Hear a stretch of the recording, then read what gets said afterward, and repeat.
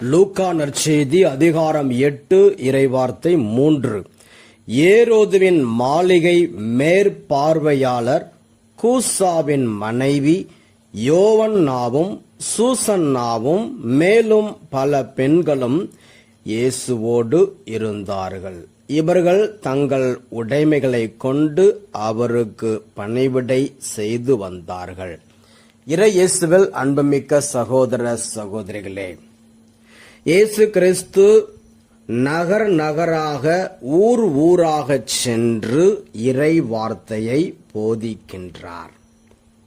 அப்படி போதிக்கும் பொழுது அவருக்கு பெண்கள் உதவி செய்கின்றார்கள். இறை பணியிலே பெண்கள் உதவியாக இருக்கிறார்கள். அது மட்டுமல்ல, தங்கள் உடைமைகளையும் கொடுத்து ஊழியத்தை தாங்குகிறார்கள். ஆம் அன்பார்ந்தவர்களே, பெண்களும் கடவுளுடைய ஊழியத்தை செய்யலாம். பெண்கள் மூலமாகவும் ஆண்டவர் வல்லமையான காரியங்களை செய்வார். ஆக பெண்கள் வீட்டிலேயே முடங்கி போவதற்கு வழி இல்லை. பெண்கள் வீட்டிலே சமையல் அறையிலேயே இருந்து காலத்தை போக்கி வீணடிக்க வேண்டிய அவசியம் இல்லை.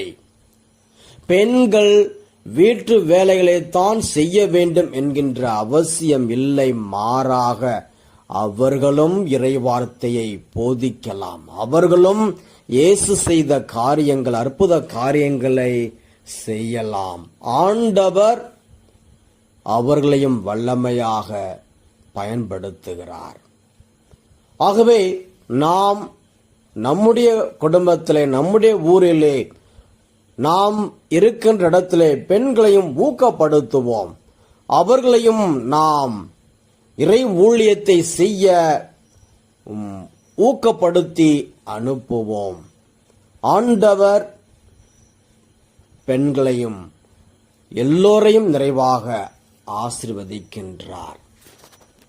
பெண் பிள்ளைகளையும் படிக்க வைப்போம், பள்ளிக்கு அனுப்புவோம், அவர்களுக்கு முன்னுரிமை கொடுப்போம். ஒரு பெண் குழந்தை படிக்கும் பொழுது அந்த குடும்பமே வெளிச்சத்திற்கு வருகின்றது. ஆக நாம் ஆண்டவரிடம் எல்லோருக்காகவும் ஜெபிப்போம். ஆண்டவர் நம்மை ஆசீர்வதிப்பாராக. ஆமென்.